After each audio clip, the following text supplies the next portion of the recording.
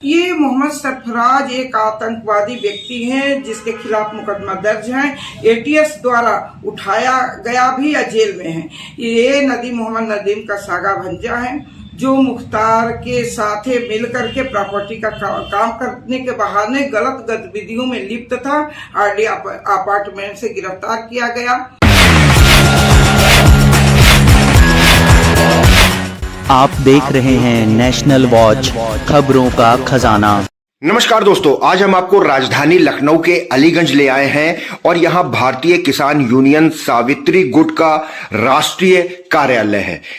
गुट की राष्ट्रीय अध्यक्ष सावित्री सिंह पिछले दिनों किसानों की जमीन हड़पने को लेकर धरना प्रदर्शन भी कर चुकी हैं और आइए देखते हैं कि इस प्रेस कॉन्फ्रेंस में किसके ऊपर वो आरोप लगा रही हैं। किसान आंदोलन को लेकर के सावित्री सिंह का क्या रुख है और साथ ही लखनऊ में जो किसानों की जमीन हड़पने का जो मामला है वो क्या पूरा प्रकरण है, आपको दिखाते हैं। दोस्तों, आपको बताते चले कि भारतीय किसान यूनियन सावित्री गुट एक अराजनीतिक अखिल भारतीय किसान संगठन है जो किसानों, मजदूरों और मुस्लिमों की आवाज अक्सर उठाता रहता है। पिछली 15 फरवरी को इन्होंने धरना प्रदर्शन भी किया था। उसकी क्या वजह थी, इन सब चीजों की जानकारी आइए लेते हैं और सावित्री सिंह जी से बातचीत करते हैं।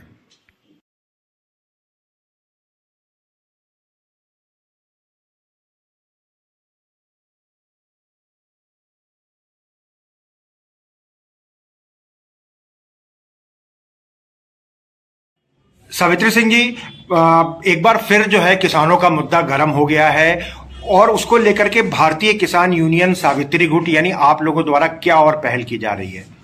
देखिए, किसानों का मुद्दा गर्म है क्योंकि एमएसपी का मुद्दा, खाद बीज का मुद्दा ये तो चल ही रहा है। जब तक ये इसका निस्तारण सरकार द्वारा नहीं होगा, चाहे भारत सरकार हो चाहे राज्य सरकार हो, तब तक ये आंदोलन चलता ही रहेगा। मेरा आंदोलन में फुल सपोर्ट भी है। मैं दिल्ली जाने वाली भी थी, लेकिन यहाँ एक अपराधी किस्म का मोहम्मद नदीम ने कुछ लड़ाई ऐसे छेड़ दी जिसके वजह से मेरे को यहाँ रुकना पड़ा। ये भी काफी चर्चा में है और आप उसके लिए धरने पर भी बैठी। एक मोहम्मद सरफराज का और नदीम का भी मामला है जी, क्या प्रकरण है वो?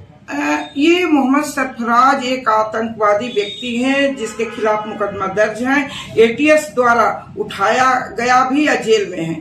ये नदीम मोहम्मद नदीम का सागा भंजा है जो मुख्तार के साथ मिल करके प्रॉपर्टी का काम करने के बहाने गलत गतिविधियों में लिप्त था। आरडी अपार्टमेंट से गिरफ्तार किया गया और नदीम आजमी ने हमारे धरने को प्रभावित कर रहे हैं। महिलाओं को छेड़ना, पुलिस से मिल करके ये सब कार्यकर्ता कर रहा है। बहुत बेशकीमती जमीन पर कब्जा कर रहा है जबकि उसका नहीं है। मैं चाहती हूँ कि मोहम्मद नदीम के खिलाफ मैं एप्लीकेशन भी दी हूँ और ये सारे प्रकरण को जांच करके जो इसको जेल में डाला जाए क्योंकि इसके खिलाफ कई आपराधिक कृत्य का मुकदमा दर्ज है। और मोहम्मद नदीम बहुत ही, देखिए, एविडेंस के तौर पर ये है कि ये 10 साल से फ्लैट में रह करके प्रॉपर्टी के काम दिखा करके देशद्रोही काम में लिप्त थे। आप ये सारे फोटो हैं, ये सारे फोटो देखिए, मुख्तार अंसार के साथ हैं, ये सरफराज और नदीम के साथ हैं, ये मुख्तार अंसारी नदीम के साथ हैं। मेरे को भय है कि मेरी हत्या भी हो सकती है और मैं कई बार सरकार से अपने गनर के लिए कही, कोई सुनवाई भी नहीं हो रही है। मैं चाहती हूँ कि ये आप लोग के माध्यम से ये उठे और ये मोहम्मद नदीम की जांच होकर के इसको जेल में डाला जाए। ये कौन सी, किस जगह पर वो जमीन थी जिसको लेकर के आपने ये किया था, धरना प्रदर्शन किया था? जी, जमीन कौन सी है वो? जमीन जी अमीर आलम खान की पैतृक भूमि है जो वसीयत के जरिए मिला था और उनकी पत्नी हमारे में प्रदेश महासचिव है।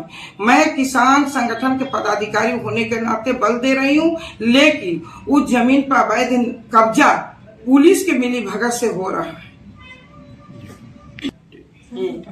सावित्री जी, जिस जगह की आप बात कर रही हैं वो ऐसा बताया जा रहा है कि राजा महमूदाबाद की जमीन है, शत्रु संपत्ति से संबंधित है, ऐसा भी कोई प्रकरण है क्या? जी नहीं, शत्रु संपत्ति नहीं है। राजा महमूदाबाद के लोग जो गए थे, चले गए थे पाकिस्तान, उनकी संपत्ति नहीं है। ये हिंदुस्तान में रह रहे थे, वो नॉन जेड एरिया है, इसकी दाखिल खारिज भी नहीं हो सकती है।